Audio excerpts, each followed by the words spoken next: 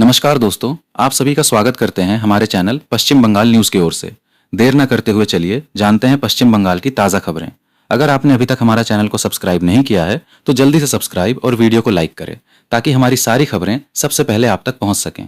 और वीडियो को कहां से देख रहे हैं कमेंट में जरूर बताएं। सबका साथ सबका विकास के साथ अब होगा सबका हिसाब। बंगाल विधानसभा में सीएम शुभेंदु की हुंकार। बंगाल के मुख्यमंत्री शुभेंदु अधिकारी ने विधानसभा में मंगलवार को भ्रष्टाचार के खिलाफ अपनी सरकार की जीरो टॉलरेंस नीति को दोहराते हुए बड़ा ऐलान किया। राज्यपाल के अभिभाषण पर धन्यवाद प्रस्ताव के दौरान बोलते हुए उन्होंने कहा कि मौजूदा विधानसभा सत्र के अंतिम दिन सरकार एक नया कड़ा कानून लाने जा रही है, जिसके तहत भ्रष्टाचार में दोषी पाए जाने वालों को सिर्फ जेल नहीं होगी बल्कि उनकी अवैध संपत्ति जब्त कर उसे नीलाम भी किया जाएगा। मुख्यमंत्री ने कहा कि अब भ्रष्टाचार के मामलों में पुराने ढर्रे पर कार्रवाई नहीं होगी। उन्होंने कहा कि कई लोग सोच रहे हैं कि 2 महीने जेल में रहकर कानूनी लड़ाई लड़ेंगे और फिर बाहर आ जाएंगे, लेकिन अब ऐसा नहीं होगा। इस बार भ्रष्टाचारियों की संपत्ति जब्त होगी और उसकी नीलामी की जाएगी। ममता बनर्जी की टीएमसी को मजबूत बनाने की रणनीति, कालीघाट में दीदी लगाएंगी जनता दरबार। पूर्व मुख्यमंत्री ममता बनर्जी अब रोज कालीघाट स्थित अपने आवास पर दोपहर 3 बजे से शाम 7 बजे तक जनता दरबार लगाकर पार्टी नेताओं, कार्यकर्ताओं और आम लोगों से सीधे संवाद करेंगी। पार्टी कार्यालय में भी जनता दरबार आयोजित होगा, जहां सांसद व उनके भतीजे अभिषेक बनर्जी मौजूद रहेंगे।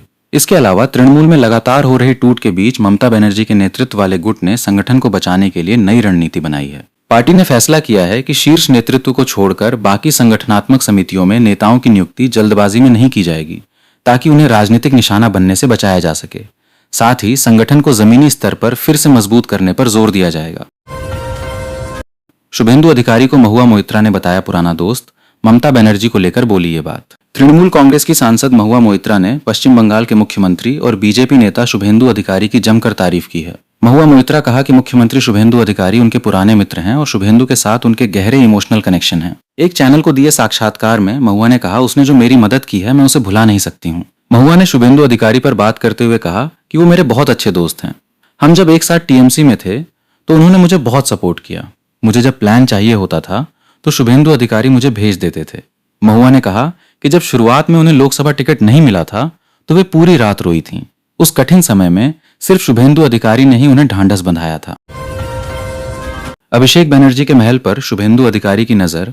अवैध संपत्ति जब्त कर भूमिहीनों को देगी बंगाल सरकार। विधानसभा में मुख्यमंत्री शुभेंदु अधिकारी ने भ्रष्टाचार के खिलाफ अपनी सरकार की जीरो टॉलरेंस नीति को दोहराते हुए बड़ा और राजनीतिक रूप से विस्फोटक बयान दिया। उन्होंने संकेत दिया कि भ्रष्टाचार के मामलों में आरोपित नेताओं की संपत्तियां न केवल जब्त की जाएंगी बल्कि उन्हें नीलाम भी किया जा सकता है। मुख्यमंत्री के बयान के बाद राजनीतिक गलियारों में चर्चा तेज हो गई है कि क्या तृणमूल कांग्रेस के वरिष्ठ नेता और सांसद अभिषेक बनर्जी की संपत्तियां भी सरकारी कार्रवाई के दायरे में आ सकती हैं। विधानसभा में अपने जवाबी भाषण के दौरान शुभेंदु अधिकारी ने कहा कि राज्य में गुंडाराज, माफिया तंत्र और वसूलीबाजों को किसी भी कीमत पर बर्दाश्त नहीं किया जाएगा।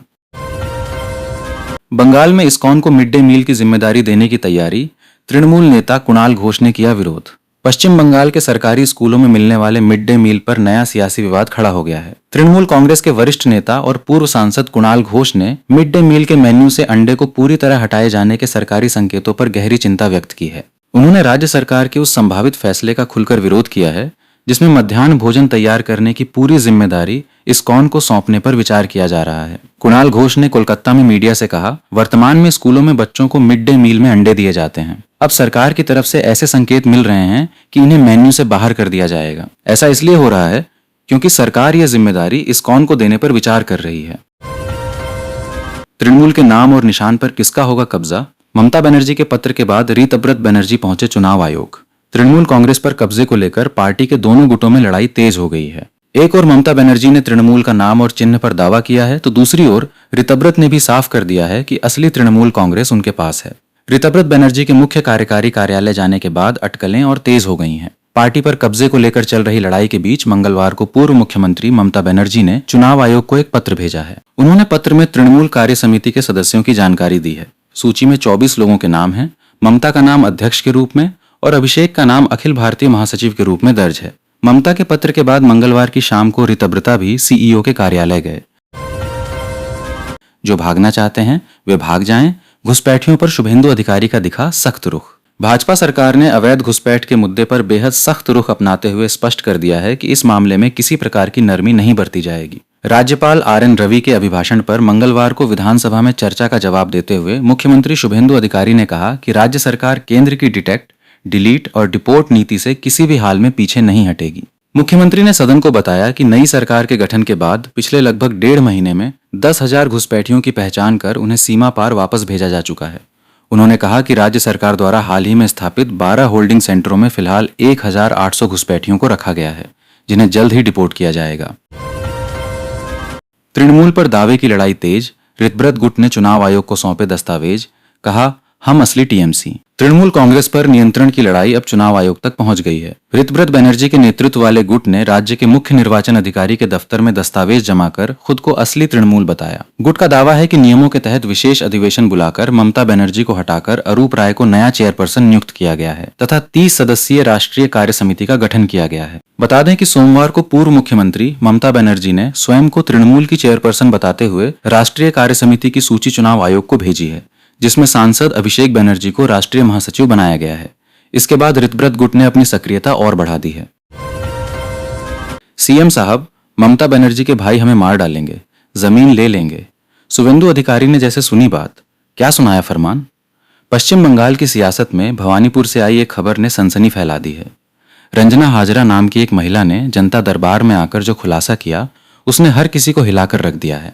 मीडिया में छपी खबर के मुताबिक रंजना ने आरोप लगाया कि पूर्व मुख्यमंत्री ममता बनर्जी के भाई अजीत बनर्जी उनकी पुश्तैनी जमीन हड़पने के लिए उन पर जानलेवा दबाव बना रहे हैं। रंजना हाजरा का दर्द तब छलक पड़ा जब उन्होंने जनता दरबार में शुभेंदु अधिकारी के सामने अपनी आप बीती सुनाई। उन्होंने कांपती आवाज में कहा, साहब वे हमें मार डालेंगे, हमारी पुश्तैनी जमीन छीन लेंगे। जब मैं पूरी रात रोई तो शुभेंदु अधिकारी ने मुझे संभाला। महुआ मोइत्रा ने बंगाल सीएम को बताया, दोस्त क्या छोड़ सकती हैं टीएमसी। पश्चिम बंगाल में टीएमसी के भीतर मची उठापटक अभी शांत ही नहीं हुई थी। इसी बीच महुआ मोइत्रा का एक बयान चर्चा का विषय बन गया है। महुआ ने अपने कट्टर राजनीतिक प्रतिद्वंद्वी और बीजेपी बंगाल सीएम शुभेंदु अधिकारी को अपना अच्छा दोस्त बताया है। इस बयान के बाद बंगाल की राजनीति में अटकलों का बाजार गर्म है कि क्या महुआ का ममता बनर्जी से मोहभंग हो रहा है। मीडिया में दिए गए एक इंटरव्यू में महुआ ने अपने राजनीतिक सफर के शुरुआती दिनों को याद किया है। उन्होंने बताया कि साल 2016 में जब वो पहली बार चुनावी मैदान में उतरी थीं, तब शुभेंदु अधिकारी ही थे जिन्होंने जमीन पर उतरकर उनका साथ दिया था। महुआ ने भावुक होते हुए कहा, जब 2014 में मुझे लोकसभा का टिकट नहीं मिला था तो मैं पूरी रात रोई थी। डीजे टिप्पणी मामले में अभिषेक बनर्जी की आवाज का नमूना लेगी सीआईडी। डीजे बजाने संबंधी टिप्पणी को लेकर दर्ज मामले में तृणमूल सांसद अभिषेक बनर्जी की आवाज का नमूना लेने की अनुमति सीआईडी को मिल गई है। मंगलवार को सीआईडी ने जांच के हित में विधाननगर अदालत में आवेदन दायर किया, जिसे मजिस्ट्रेट ने मंजूर कर लिया।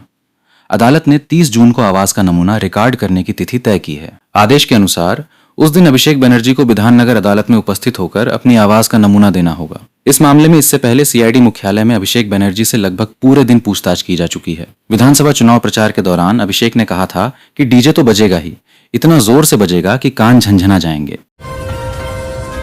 बंगाल सीएम बोले आरजी कर मामले में होगा न्याय। ये सुनते ही विधानसभा में फूट फूट कर रो पड़ी अभया की मां। मुख्यमंत्री शुभेंदु अधिकारी ने मंगलवार को विधानसभा में आरजी कर मामले में न्याय दिलाने का भरोसा दिया।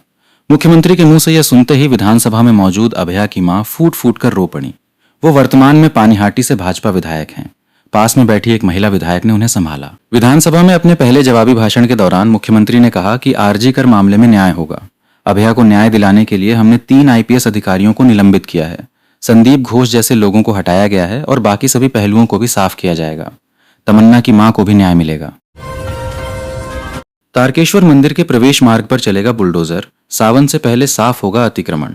पश्चिम बंगाल के प्रसिद्ध तारकेश्वर मंदिर के प्रवेश मार्ग पर बुलडोजर चलेगा। श्रावणी मेले से पहले इस रास्ते से अतिक्रमण हर हाल में हटाया जाएगा। मेले की तैयारी को लेकर समीक्षा करने मंदिर परिसर पहुंचे बंगाल की नगर एवं शहरी विकास मंत्री अग्निमित्रा पाल ने कहा कि तारकेश्वर मंदिर के प्रवेश मार्ग की चौड़ाई कम है, इसे लेकर एक योजना तैयार की जा रही है। मंदिर के प्रवेश मार्ग के दोनों ओर अवैध रूप से अतिक्रमण कर बनाई गई दुकानों को हटाया जाएगा, ताकि श्रद्धालुओं को आने जाने में किसी प्रकार की परेशानी न हो। नगर एवं शहरी विकास मंत्री अग्निमित्रा पाल ने तारकेश्वर मंदिर परिसर और आसपास के क्षेत्रों का निरीक्षण किया। इसके बाद अतिथि निवास में एक उच्चस्तरीय समीक्षा बैठक की। बंगाल में मिटेंगे मुगलों और अंग्रेजों के निशान, बदलेंगे सड़क और सार्वजनिक स्थलों के नाम। पश्चिम बंगाल की राजनीति में सड़क और सार्वजनिक स्थलों के नामकरण को लेकर नया विवाद खड़ा हो गया है। पार्क सर्कस स्थित सोहरावर्दी एवेन्यू का नाम बदलकर गोपाल मुखर्जी रोड किए जाने के बाद मुख्यमंत्री शुभेंदु अधिकारी ने संकेत दिया है कि राज्य में अन्य सड़कों और इलाकों के नामों की भी समीक्षा की जाएगी। इस उद्देश्य से एक विशेष समिति का गठन किया गया है, जिसकी जिम्मेदारी कार्तिक महाराज को सौंपी गई है। विधानसभा में इस मुद्दे पर चर्चा के दौरान मुख्यमंत्री ने स्पष्ट शब्दों में कहा कि कोलकाता या राज्य में किसी मुगल, पठान अथवा अत्याचारी ब्रिटिश शासक के नाम पर सड़कें नहीं रहेंगी। उन्होंने कहा कि राज्य सरकार बंगाल की संस्कृति, गौरव और राष्ट्रवादी विरासत को प्राथमिकता देते हुए नामकरण की प्रक्रिया आगे बढ़ाएगी। चौतरफा राजनीतिक संकट के बीच विदेश क्यों जाना चाहते हैं अभिषेक बनर्जी? हाईकोर्ट का दरवाजा खटखटाया। बंगाल की राजनीति में आए भूचाल और तृणमूल कांग्रेस के भीतर मचे घमासान के बीच पार्टी के राष्ट्रीय महासचिव और सांसद अभिषेक बनर्जी ने विदेश जाने की अनुमति के लिए कलकत्ता हाईकोर्ट का दरवाजा खटखटाया है। मंगलवार को उनके वकील ने न्यायमूर्ति सौगत भट्टाचार्य की अदालत का ध्यान इस ओर आकर्षित करते हुए जल्द सुनवाई की अपील की। डायमंड हार्बर के सांसद ने अपनी आंख के विशेष इलाज के लिए 1 सप्ताह के लिए विदेश जाने की अनुमति मांगी है। पश्चिम बंगाल में भी हो सकता है बिहार जैसा हादसा, धंसे हुए पुल से गुजर रहे हैं वाहन। मंगलकोट के निगान पुल का एक हिस्सा धंस गया है। यह पुल कटवा बर्धमान मार्ग पर मंगलकोट के निगान में ब्राह्मणी नदी पर स्थित है। इसकी एक तरफ की संरचना झुक गई है, बड़ी बड़ी दरारें पड़ गई हैं, कंक्रीट के स्लैब गिर रहे हैं, छड़ें बाहर निकल आई हैं। स्थिति इतनी चिंताजनक है कि प्रशासन ने पुल पर बसों और लॉरियों सहित भारी वाहनों की आवाजाही रोक दी है, लेकिन पुल पर छोटे वाहनों की आवाजाही जारी है। इतना सब कुछ जानते हुए भी अब तक कोई कार्रवाई नहीं हुई है। इस पुल का निर्माण राज्य के लोक निर्माण विभाग द्वारा 2001 में किया गया था। आरोप है कि तब से इसका कोई रखरखाव नहीं किया गया है। हालांकि पुल की हालत लगभग 1.5 साल पहले से खराब होने लगी थी, लेकिन कोई आवश्यक मरम्मत नहीं की गई है।